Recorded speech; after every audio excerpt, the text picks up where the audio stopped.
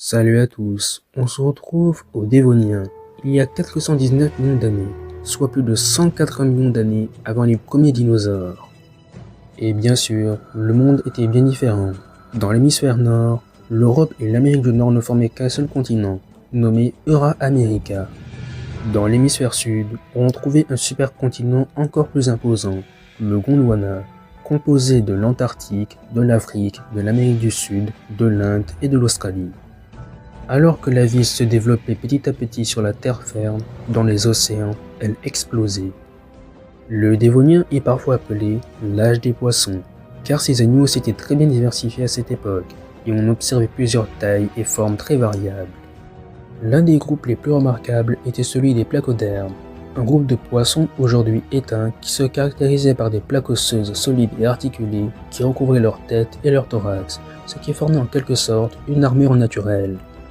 Le reste de leur corps était plutôt constitué de cartilage, un peu comme chez les requins, mais ces deux animaux ne possédaient pas vraiment des liens de parenté.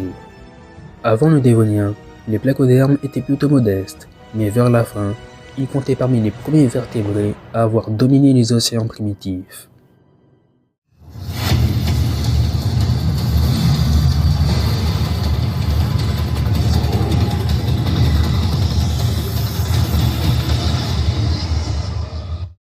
L'animal du jour a été décrit pour la première fois en 1867, près d'un lac de l'Ohio aux États-Unis.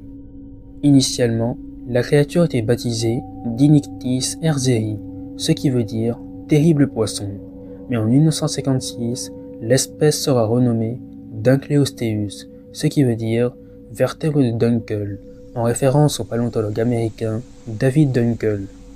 Le Dunkleosteus est bien un représentant de la famille des placodermes. On trouve les restes de ce poisson notamment en Amérique du Nord, en Europe et en Afrique du Nord, tous datant d'il y a plus de 380 millions d'années. On distingue plusieurs sous-espèces de Dunkleosteus. La plus grande, le Dunkleosteus sterili. Cependant, sa taille exacte a longtemps été débattue. En 2017, sa longueur était estimée à environ 8 mètres, soit 2 mètres de plus qu'un grand requin blanc moyen, et son poids environ 4 tonnes. Mais une étude plus récente réalisée en 2023 suggère que le Dunkleosteus était plus petit, de 3,50 m à 4 mètres de long, pour un poids situé aux alentours des 1 tonne. Je savais que les maillots rétrécissaient au lavage, mais je savais pas que les joueurs aussi.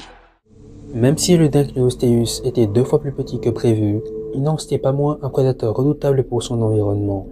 Comme ses cousins, le Dunkleosteus était doté de plaques osseuses solides et articulées qui lui recouvraient la tête et le thorax, ce qui faisait de lui un poisson cuirassé en quelque sorte. Les placodermes sont parmi les premiers animaux connus à avoir développé de véritables mâchoires articulées. Aujourd'hui, cela peut paraître insignifiant, vu que l'être humain est aussi doté d'une bouche fonctionnelle, il en va de même pour la plupart des vertébrés. Mais pour l'époque, ces caractéristiques étaient totalement inédites, et elles s'est révélée très avantageuses pour les placodermes. Le Dunkleosteus ne faisait pas exception à la règle, et vous en saurez bientôt plus sur ses mâchoires impressionnantes. Le Dunkleosteus était dépourvu de dents, mais ce n'était pas un problème, car ce que vous voyez ici ne sont pas des dents, mais plutôt des plaques osseuses intégrées à ses propres mâchoires.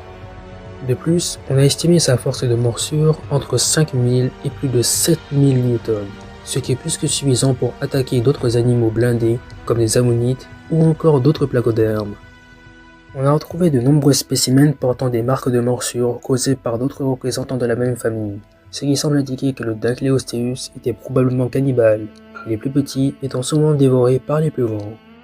Des modèles biomécaniques montrent que le Dunkleosteus avait des mâchoires assez mobiles. On estime qu'il pouvait ouvrir ses mâchoires en l'espace de 20 millisecondes, mais le temps qu'il prenait pour ouvrir ses mâchoires et les fermer allait de 50 à 60 millisecondes. Cette caractéristique est aujourd'hui retrouvée chez des espèces de poissons qui se nourrissent par succion, comme les poissons grenouilles par exemple. En ouvrant rapidement ses mâchoires, le Dunkleosteus pouvait quasiment aspirer des proies qui étaient à une faible portée. Donc je résume, on est face à un poisson carnivore géant, blindé et aspirateur. Étonnant, non? Pourtant, le mode de vie exact du Dunkleosteus reste assez mal connu, mais on peut se faire une bonne idée à partir de ses cousins. En 2008, des paléontologues publient une étude sur un autre genre de placoderme nommé Materpiscis, originaire de l'Australie. Les paléontologues y ont découvert les restes d'un embryon, et même le cordon ombilical était bien conservé. Une découverte qui suggère que la plupart des placodermes étaient des animaux vivipares, c'est-à-dire que les jeunes, déjà bien formés, sortent directement du ventre de la mer, un peu comme les mammifères et certaines espèces de requins. Peut-être que les femelles d'Incleosteus agissaient comme certains requins modernes, c'est-à-dire qu'elles se rendaient dans des zones comme les estuaires pour donner naissance à leurs petits, à l'abri des prédateurs et des autres placodermes. Le Dincleosteus vivait dans les mers chaudes et peu profondes, où il vivait avec une impressionnante variété d'animaux marins. Il vivait aux côtés d'autres placodermes, dont le Titanictis, un représentant presque aussi grand que lui, mais qui menait un mode de vie filtreur comme les requins pèlerins. Mais il n'y avait pas que des poissons cuirassés. Le Cladoselache est l'un des plus anciens requins connus, mais à cette époque, les requins n'étaient pas vraiment en mesure de rivaliser avec les placodermes géants. Ou encore le Stetacanthus, un poisson cartilagineux apparenté aux chimères et qui se distinguait par une nageoire dorsale en forme d'enclume. Le Dincleosteus vivait potentiellement avec des ériptérines, des arthropodes très prospères ressemblant à des scorpions et dont j'ai beaucoup parlé dans ma précédente vidéo. Donc ouais, on peut dire que le dévonien vous donnerait la thalassophobie instantanément, mais ça, ce n'est qu'un aperçu. Le dévonien se termine entre 359 et 358 millions d'années, par une extinction de masse qui a vu la disparition d'environ 75% de la vie animale. L'origine exacte de cette extinction de masse reste encore inconnue, donc plusieurs hypothèses apparaissent, dont le volcanisme intense ou encore une glaciation majeure qui aurait perturbé les écosystèmes. Une autre hypothèse suggère que les plantes seraient la cause principale de cette tragédie.